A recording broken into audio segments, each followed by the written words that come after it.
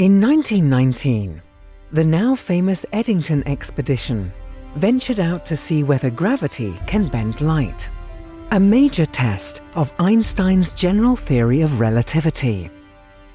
By viewing a total solar eclipse, they showed that the sun did change the path of starlight, just as predicted, making Einstein and his theory world famous. Now, a whole century later, scientists have set out again to even more remote locations scattered across 4 continents. They will once more push the limits of astronomical knowledge, testing the same theory in a way Einstein could never have imagined. Their goal? To take a picture of a black hole, something so ambitious that it seemed impossible.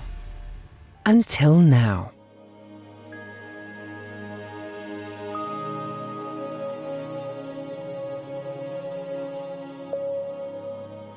The story of black holes begins as a puzzle. In 1915, Carl Schwarzschild noticed that Einstein's then new general theory of relativity predicted the existence of strange objects, known as singularities. They were places where his new equations describing gravity seemed to go haywire. Inside them was a bizarre place where time stopped and space became infinite. At the time, many scientists, including Einstein, considered them too strange to be worth seriously researching. Over the 100 years since then, however, evidence has piled up indicating that singularities do exist in our universe as black holes. A black hole is the most mysterious object in the universe. It's when matter gets to be in such a small space and it's so dense that the force of gravity prevents even light from escaping. That's a one-way door from our universe. We know they sit at the hearts of galaxies and they drive how those galaxies grow and how those galaxies die. They swallow gas and stars up. There are also these incredibly enigmatic and mysterious objects that live at the boundary between our 2 great theories of physics, general relativity, which describes gravity, and quantum mechanics, which describes the smallest things in the world. If you want to make a test of the fundamental theories of the universe, you want to go to the most extreme laboratories in the universe, and a black hole is that. But observing this most extreme laboratory requires an extreme instrument. The immense gravity of black holes is an obstacle to viewing them directly. No light can escape from them, and they are tiny, crushing huge amounts of matter into small points of darkness. Even as the existence of these strangest of objects became more widely accepted, seeing them directly remained an impossible dream.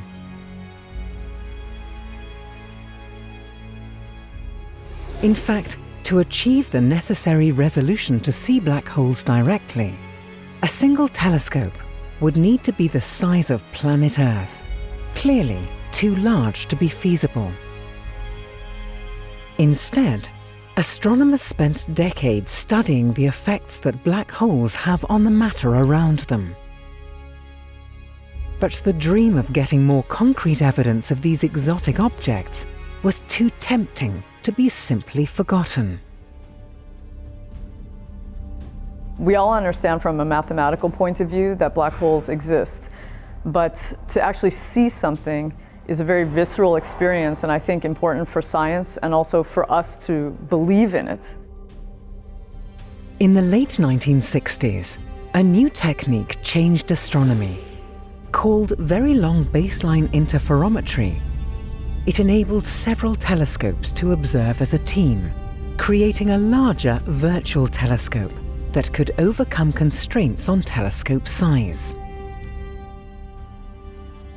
As this method spread, it became clear that direct imaging of a black hole was a real possibility.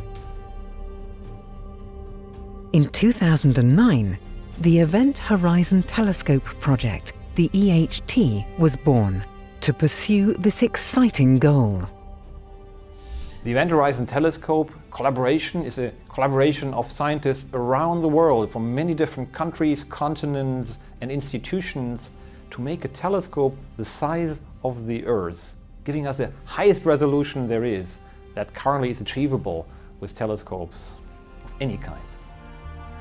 It was clear from the outset that the EHT would face unique hurdles. But seeing is believing, and the team was dedicated to revealing a black hole for the first time. To create it, 8 telescopes across the world were linked together. ESO plays a key role in 2 of these telescopes, both located on the Chajnantor Plateau in Chile.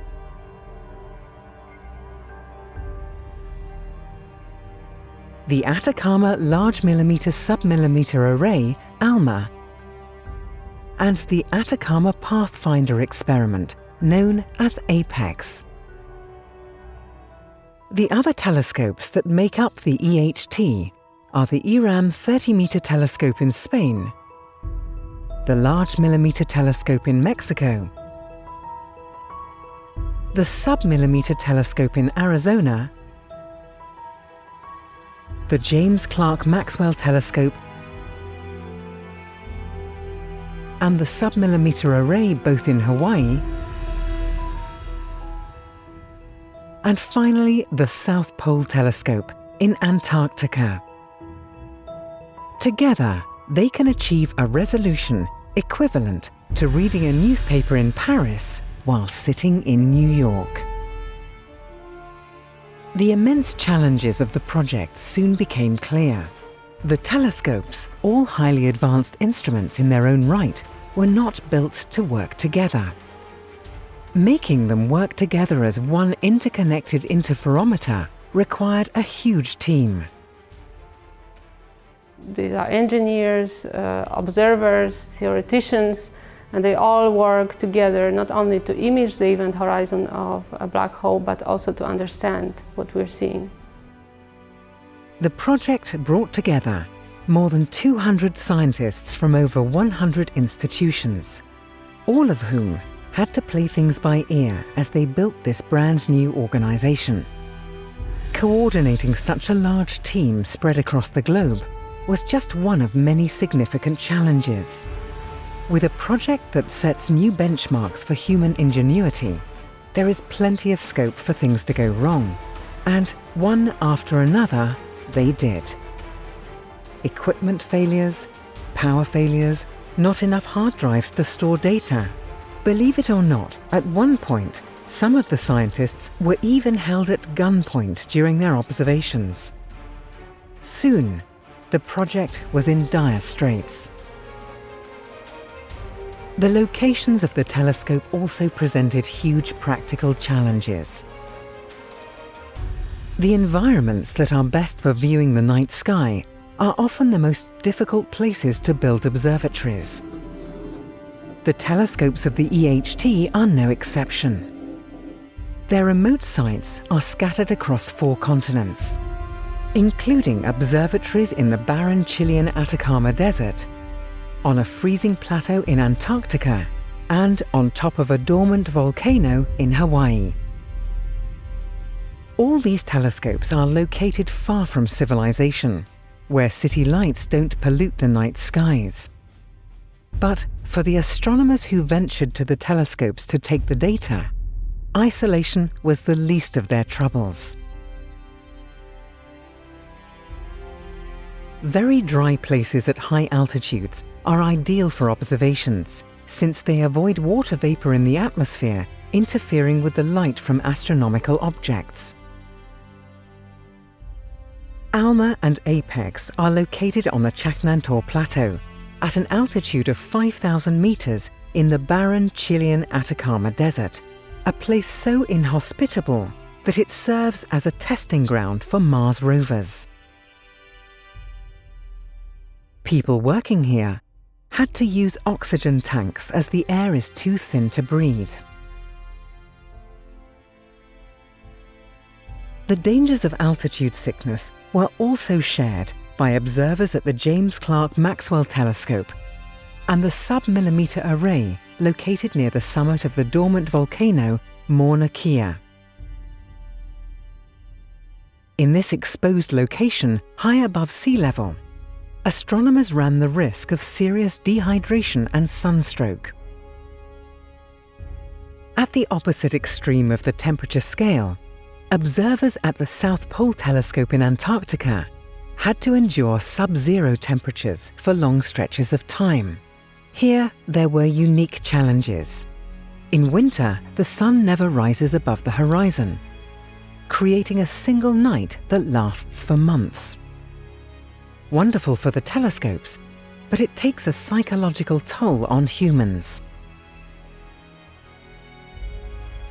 Sleepless nights were spent working in these hostile regions.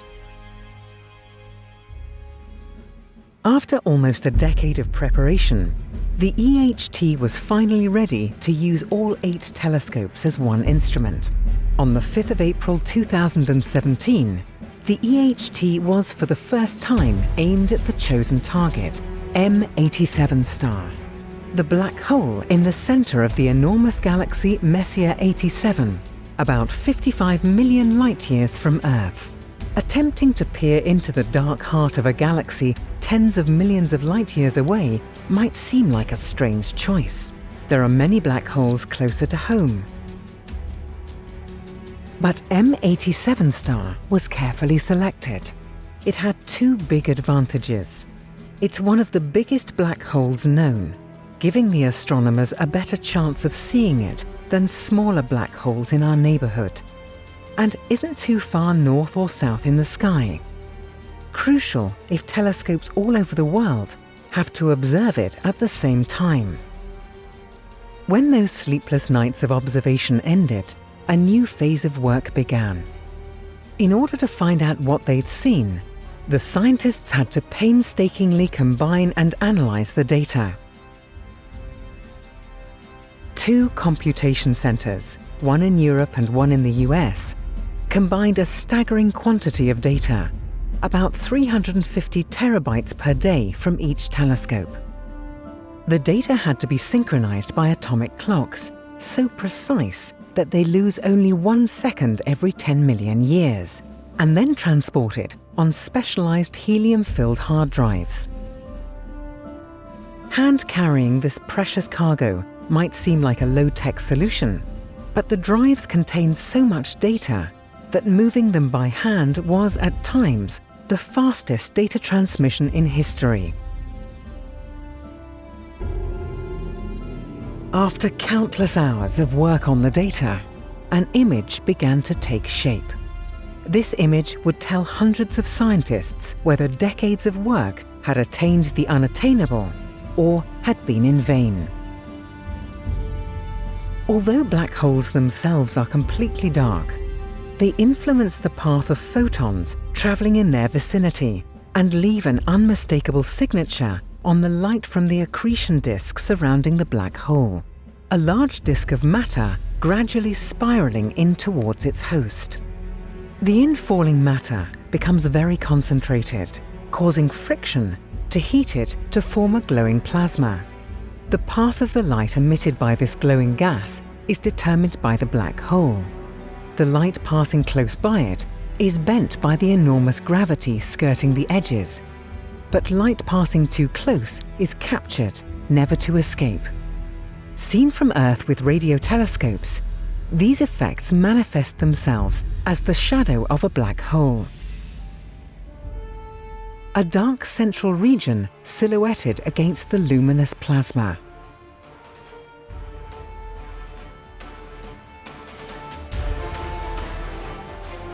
After 2 years of painstaking calculations, the image was finally ready.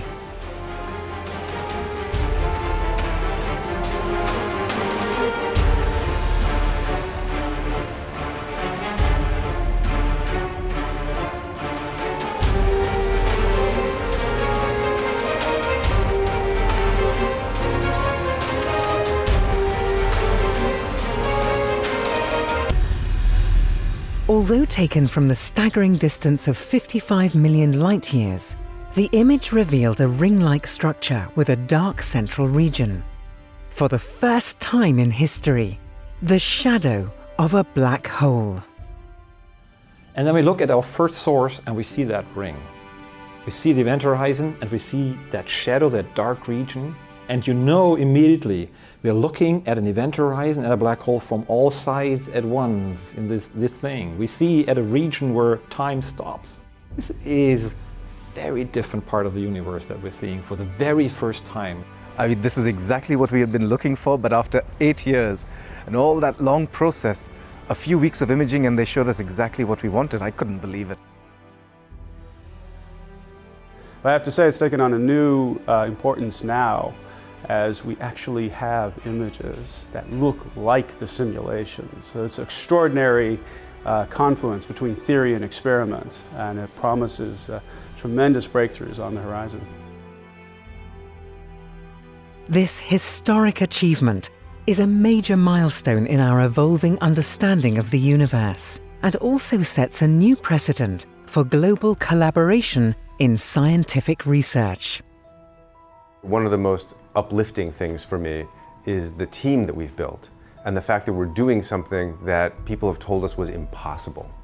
And when you, at the end of the day, do something that people tell you you can't do, it's an incredible feeling.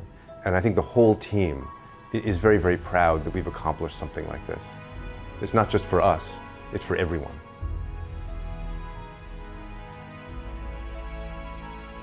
As the EHT is expanded, it will allow us to probe the deep questions that attract researchers to black holes. How well do our laws of physics hold up under the most extreme conditions we know of?